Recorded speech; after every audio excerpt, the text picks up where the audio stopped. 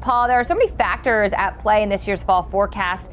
What impacts will they have? And can you talk about those? Yeah, there's several actually factors that are going to go into this forecast. So we've been putting this together for the last couple of months. I think the main one is, first of all, we got to look at the tropics. Everything's still wide open here along the Gulf Coast and the Southeast Coast for a possible hit going into the fall season. So that's going to be a focus point. We've had a lot of moisture already this summer across the Tennessee Valley, the Mississippi Valley, and some of that moisture could get into there. And that moisture could be sticking around into the early fall, and it can have an effect on our nighttime lows, so we can see some warm nights out of that.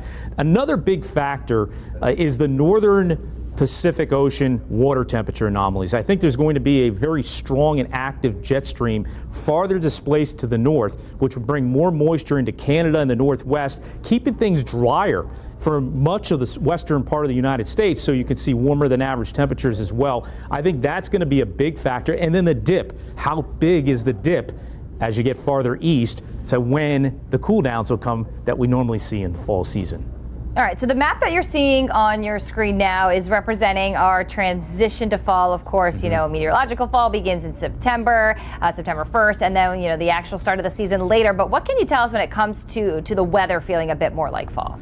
Yeah, and we just talked about how it could be warmer than average in the western U.S., and I think the transition from places like Nevada, California, Utah is going to be a lot slower going into that fall season feeling across those areas. But the dip that takes place over the upper Midwest and northern plain states, that could be starting up a little bit earlier than normal, maybe about a week or two. We could start seeing snow in places like Bismarck that average around October 26th. They could see some snow, maybe possibly as early as mid to late October. So I do think that area of the country will see an early start to the fall, maybe even winter season.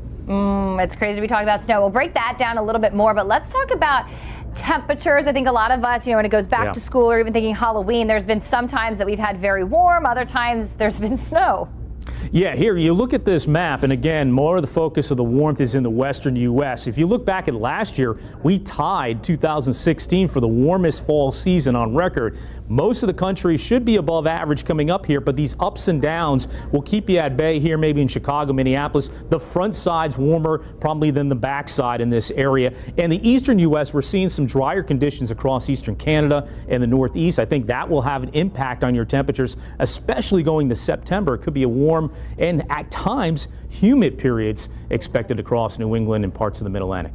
We often talk about the secondary peak of severe weather being in the fall. What is the long-range team looking at for severe weather risks? Yeah, it's not out of the picture yet. I think the tornado outlook may be up and down, maybe lower than we've seen in the last couple of falls, but I do feel that we still can get wind damage and hail amounts that take place. There's going to be a stronger contrast that sets up from the warm, humid conditions that set up in the southeast, the Tennessee Valley and the Mississippi Valley, to those cool downs we talked about earlier coming into the northern plains and upper Midwest. Watch October. I think that could be the month that we see more action going on, even farther north in the Midwest and the Ohio Valley, possibly seeing a couple of big events during that time period.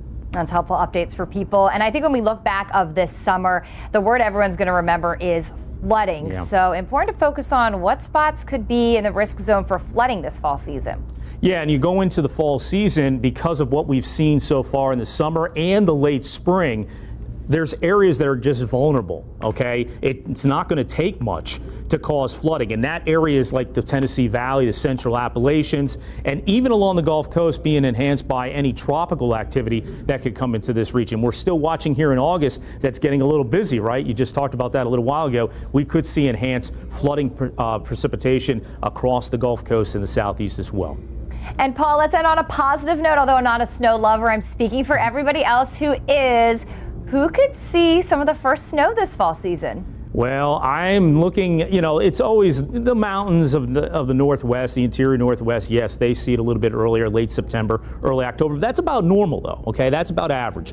It's farther across the northern plains, upper Midwest, they may see it about a week or two earlier than average. Like I said earlier, Bismarck averages around October 26th. They could see it maybe a week or two earlier, maybe their first measurable snowfall. The Northeast as well on average, but still, again, you're going to see warm and humid conditions in September.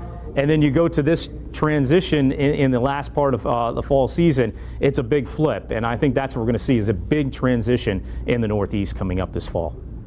AccuWeather lead long-range expert Paul Pastelok, we thank you so much for your expertise and looking forward to fall.